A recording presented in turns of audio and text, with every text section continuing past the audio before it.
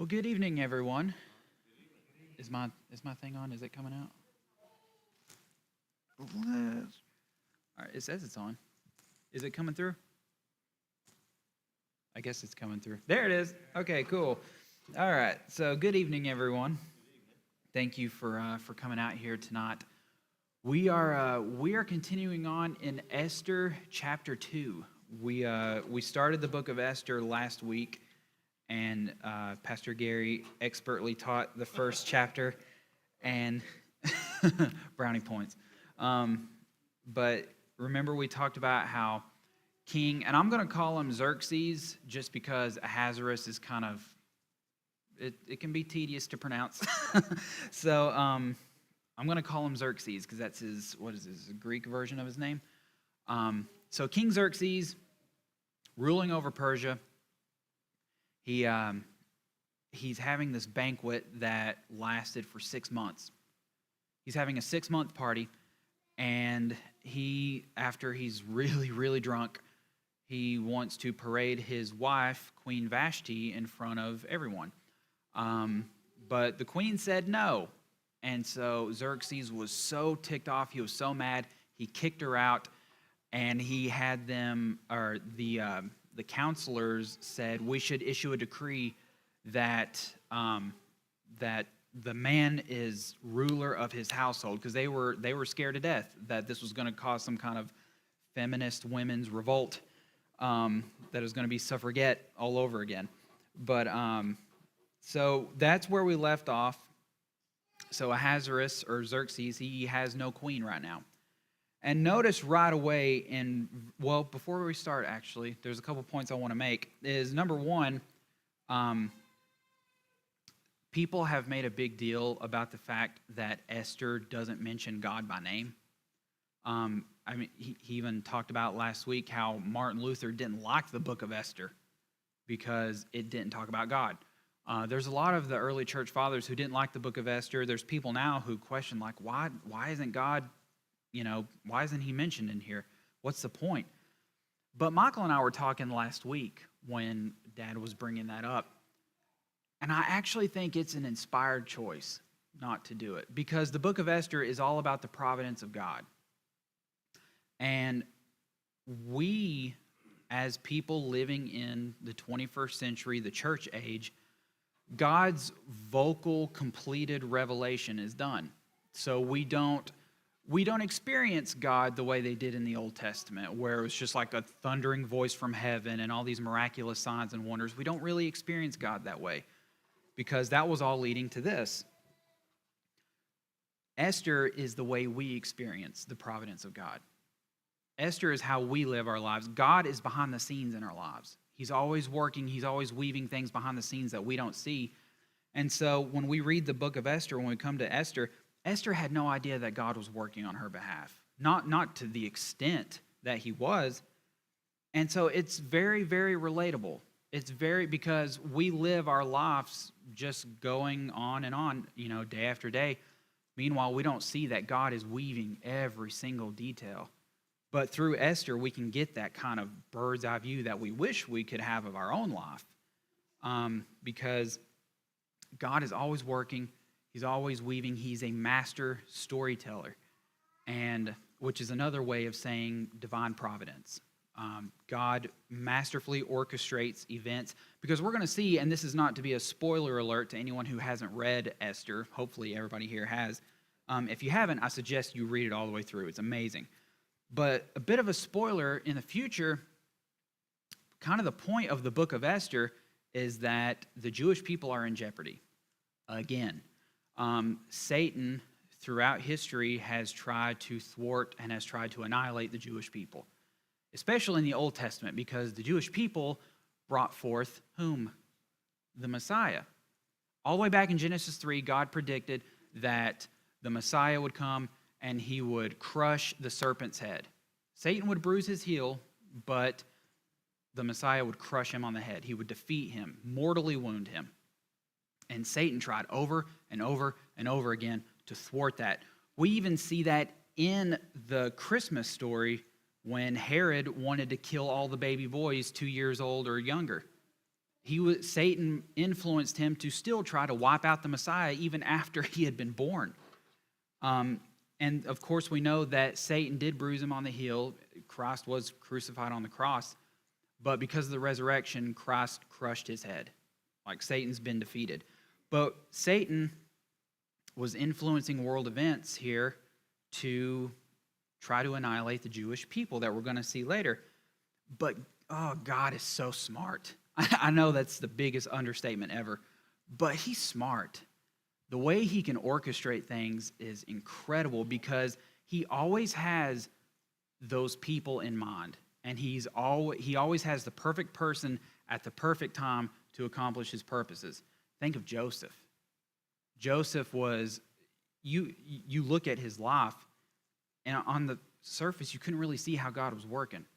All you could really see what was going wrong, because he was sold into slavery by his own brothers, and so he's a slave in Egypt, and he's far away from his family. His father thinks him dead, and he pretty much works his way up into the servants. He's like the top servant of Potiphar's house, and then Potiphar's wife tries to seduce him, frames him, and he gets thrown in prison for 13 years. That's a long time. But it was exactly the right time because God used Joseph then to bring about the salvation of his family, which saved the children of Israel, which saved the nation of Israel. It's the same way with Daniel. You know, all throughout the Scripture, we see that God has the perfect people in place, and it's no different here with Esther. We're going to see God's providence in such a way that you're going to see events take place and even attitudes and thoughts that could only be influenced by God for the purposes that he has planned. So, let's look in chapter 2, verse 1. It says, sometime later. Now, right away, we have to stop because we kind of have to frame this thing. So, sometime later means sometime after the events of chapter 1, which was Queen Vashti getting kicked out. Sometime later, turns out, was probably close to 4 years after that point. Most scholars believe, and they believe it was towards the end of a brutal 3-year campaign against the Greeks. Xerxes marched against the Greeks, couldn't defeat them. It went horribly, history tells us. And so he comes back to his palace. He's defeated. He's ticked off. He's frustrated. And notice what it says. This is after about 4 years. When King Ahasuerus' rage had cooled down, he remembered Vashti, what she had done and what was decided against her. Now, that back in verse 1, that phrase, he remembered Vashti, he started to miss her. In the Hebrew, that means he was like, oh, wow, she was pretty. She was my queen. She's the person I wanted to show off to everybody. But then he remembered what she had done and what was decided against her. Now, that's a big deal because in Persian law, it was irrevocable. When the king decreed something, in Persian culture, a king decrees it, he signs his seal on it, it cannot be revoked. The king himself can't even revoke it. And we see that even in Daniel. Daniel's thrown into the lion's den after the king signed that decree that for 30 days they can only pray to him. Daniel disobeys it, of course, and he gets thrown in the lion's den. And the king is so frustrated because even he can't undo what he had already done. So it's that same deal right here. He's remembering Vashti. He's getting a little lonely. He's frustrated. But he remembers, I can't bring her back. Now notice what happens in verse 2. Again, the king's counselors step in. And by the way, I'm reading out of the CSB. I love it as a translation. So that's what I'm reading out of. If it's a little different from the Bible that you've got. But verse 2 says, the king's personal attendants suggested, let a search be made for beautiful young virgins for the king. Verse 3, let the king appoint commissioners in each province of his kingdom so that they may gather all the beautiful young virgins to the harem at the fortress of Susa. Put them under the supervision of Haggai, the king's eunuch, keeper of the women, and give them the required beauty treatments. And look in verse 4. I'm sorry, but this kind of cracks me up.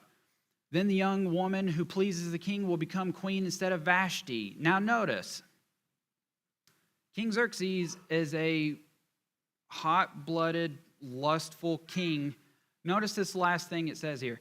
This suggestion pleased the king, and he did accordingly. No. They're going to gather up all the most beautiful young women of the kingdom and give them to him. He's kind of happy about this suggestion. These wise men knew exactly what they were advising the king. But again, we see God working. Even this edict was influenced, not even necessarily by God, because that's a tricky subject to get into. But God used wicked rulers doing secular wicked things to accomplish his purposes. And we see his providence. It's amazing. Look in verse 5. In the fortress of Susa, there was a Jewish man named Mordecai, son of Jair, son of Shimei, son of Kish, a Benjaminite. Now, this is interesting. This is deep Bible lore.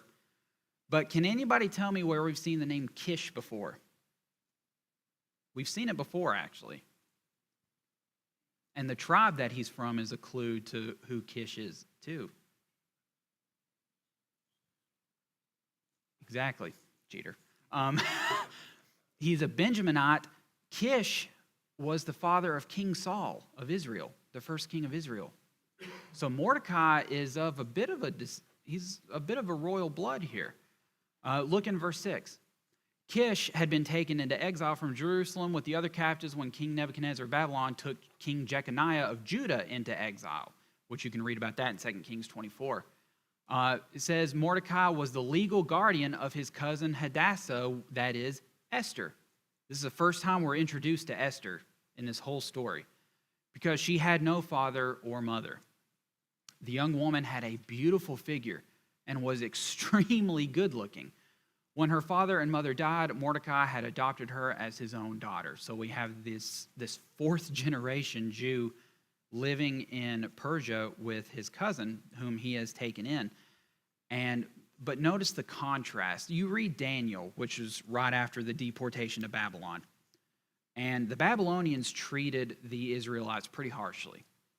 But as history has gone on, the Persians now have taken over. And the Persians treated the Israelites a little better. There's a little bit more religious toleration, a little bit more religious freedom. But we're going to find out something later that adds a little layer of intrigue to this whole thing. So Mordecai, this is fourth generation Jews. This was probably the third deportation to Babylon. And in verse 8 it says, when the king's command and edict became public knowledge, and when many young women were gathered at the fortress of Susa under Haggai's supervision, Esther was taken to the palace into the supervision of Haggai, keeper of the women. Verse 9. The young woman pleased him. Now we're getting some clues here. Look behind the scenes, because you're going to see the providence of God right here.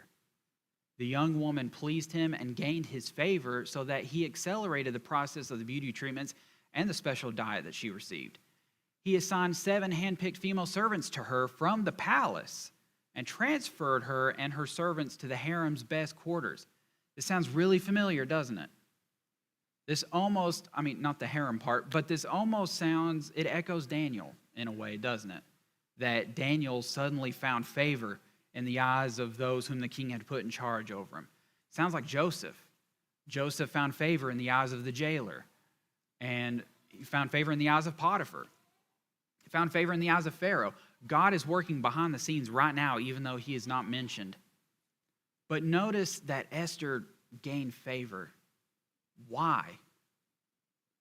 We can look in the scriptures and realize that there are a couple different reasons, but the main one, notice verse 10.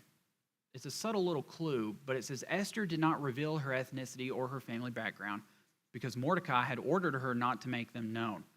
Right away, and I'm going to touch on the first part of this verse here in a second, but right away, notice the second part. Mordecai had ordered her not to make them known. Mordecai wasn't her husband. He definitely wasn't the king, but she submitted to his authority anyway. Right away, we see there's something different about Esther, and that is that she has that gentle, submissive spirit that is precious in the sight of God. What does 1 Peter 3 say? And I remember having to teach this and it being kind of awkward because 1 Peter 3 says, he's talking to the women of the day and by extension, ladies here and now, don't be so consumed with the makeup and the hair and the jewelry and all this kind of stuff. And we're going to see that Esther follows this advice to a T, even though it hadn't been written yet. It says, don't be so concerned with all of that outward stuff, because what does Proverbs say? Beauty is vain and charm is fleeting, but a woman who fears the Lord shall be praised. Peter says, don't worry about all that outward stuff, but focus on cultivating a gentle and submissive spirit, which literally is priceless in the sight of God. It's treasured to God. You know, all these other girls had focused so much on the outward beauty, and it's still common today. You know, you see people, you see ladies walking around with like $400 pair of jeans and a $150 blouse, and you know, all like they're doing themselves up on the outside, but inwardly they're emptiness. They're just wind. They're nothing on the inside. They have no substance because they focus so much on the outside that they're not focusing on their inward character.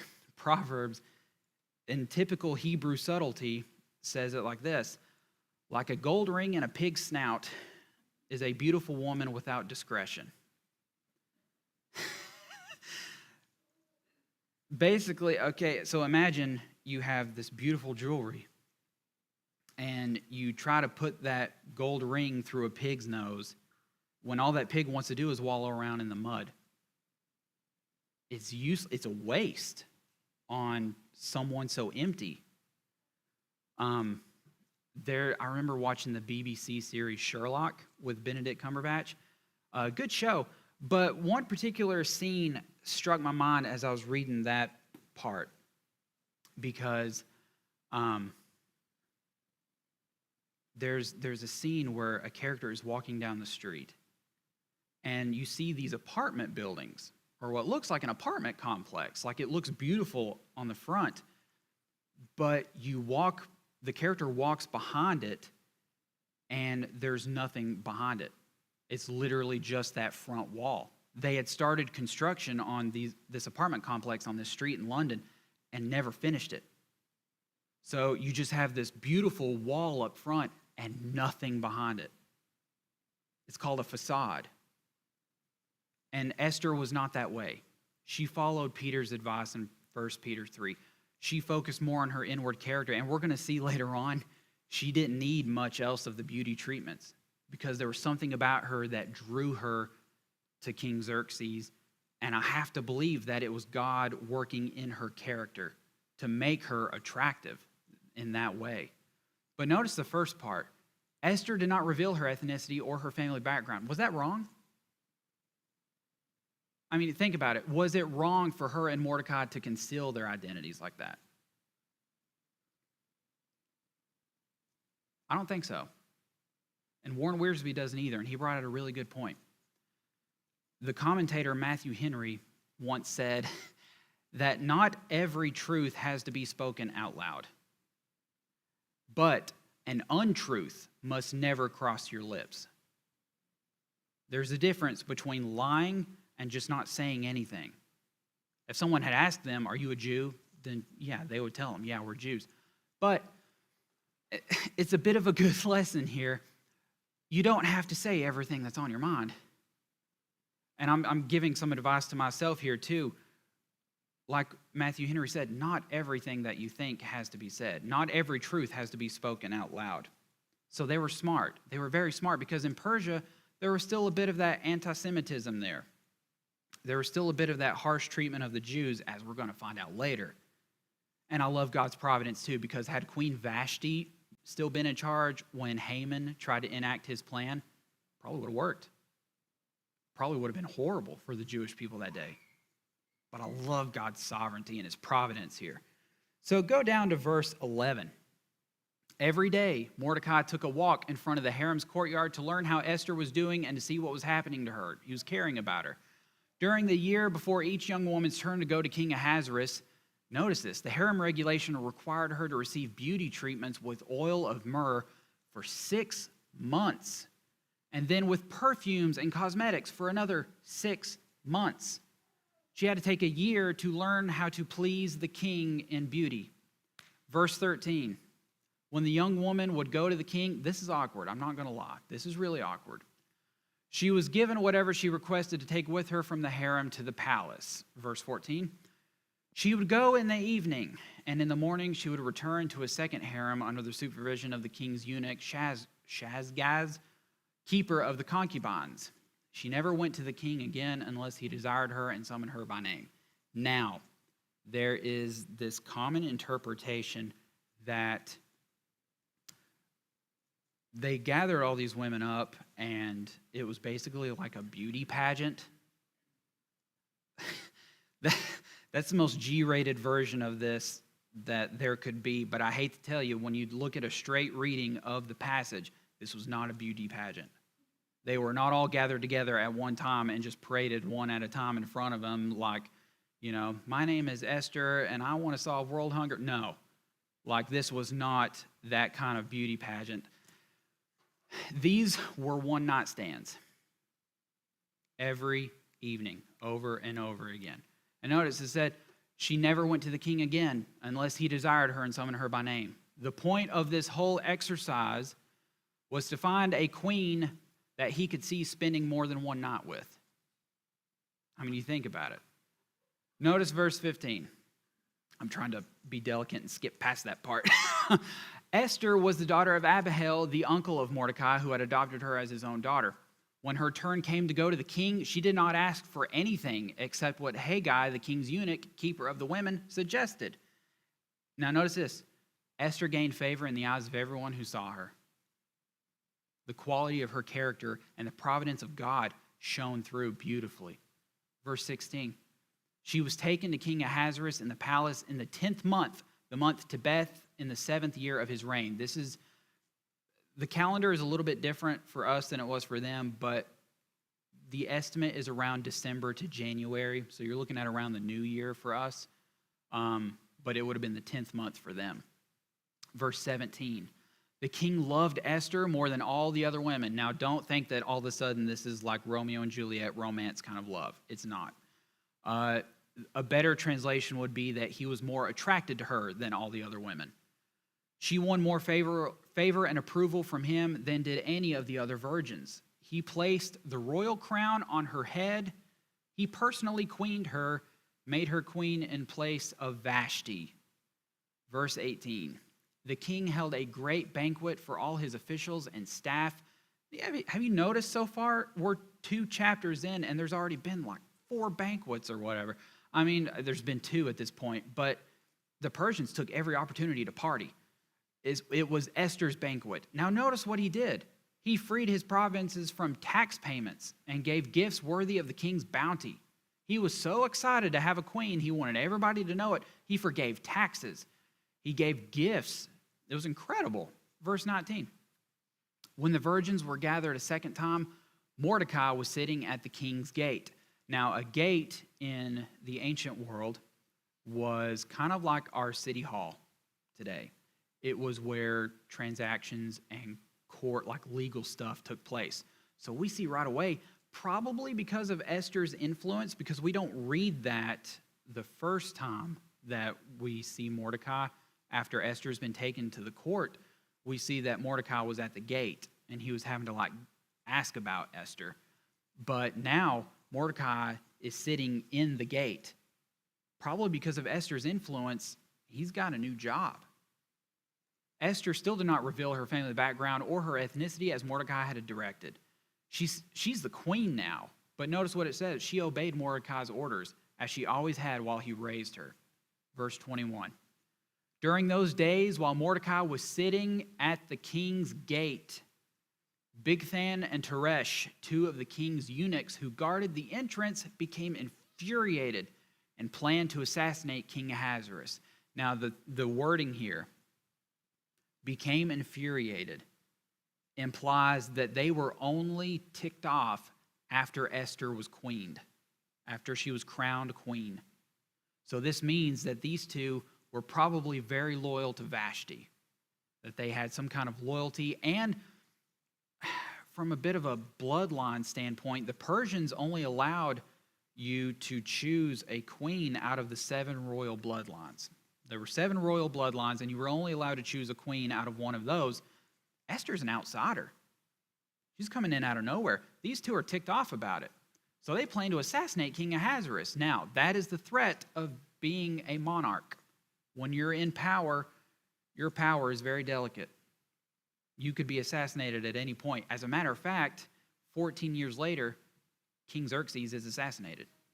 King Ahasuerus does end up being assassinated, but that's later. When Mordecai learned of the plot, he reported it to Queen Esther, and she told the king on Mordecai's behalf. Verse 23.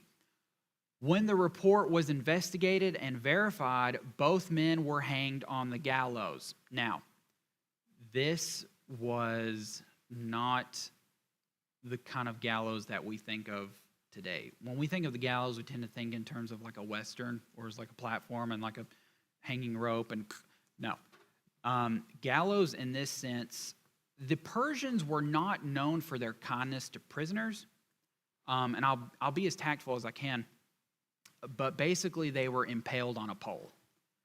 The Persians, as a matter of fact, little historical tidbit, were the creators. They are credited as the creators of crucifixion. This, many scholars believe, is a precursor to crucifixion. So these guys were not just hanged from a rope. This was painful. This was severe. This was harsh. It was horrible.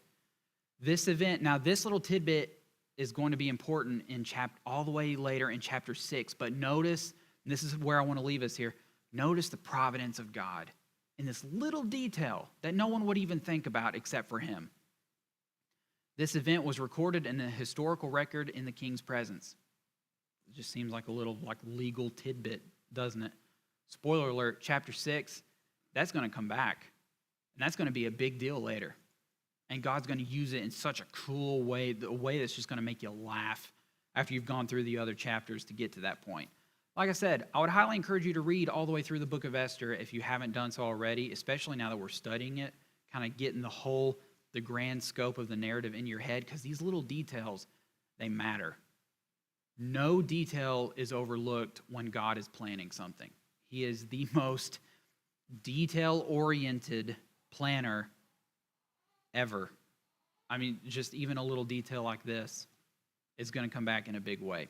So take heart tonight that every aspect of your life, whether it is good or whether it has been not so good, is all part of the fabric that is weaving together the story of your life. And Romans 8:28, what does it tell us? That all things work together for good to those who love God and to those who are called according to his purposes. So whatever you're going through, whatever you've been through, whatever you are going to go through is all being weaved to tell this story of your life. And at the end of it, you're going to be able to look back, kind of like how we can have an omniscient view of Esther in this book, and say, that makes sense. Like, I get that now. I didn't like it at the time. It was confusing at the time, but I get it. I get it. And we're going to look at that, at the story of our lives, and we could probably already look back on things of our lives and say, like, wow, God is a good storyteller.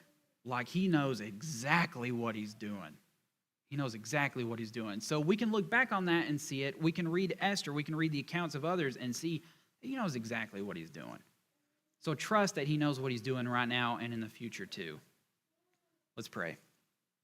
Dear Heavenly Father, Lord, thank you so much for this beautiful day that you've given us and this beautiful evening and the freedom and the privilege and the ability to come to your house and worship you openly. Father, I pray that we would never take that for granted and that we would always take advantage of the opportunities that you've given us to worship you. Thank you for your word, for your precious word that tells us exactly how to live, and more importantly, it tells us exactly who you are. And you are sovereign, and you are the grand author of our lives and the author of history as a whole. And everything that we go through, Father, is in your loving hands and is for the good of all those involved. Father, we thank you for that. I pray that you'd be with us as we go throughout the remainder of this week. Please show us how to be more holy and how to fall more in love with you every day. In Jesus' precious, beautiful name, amen.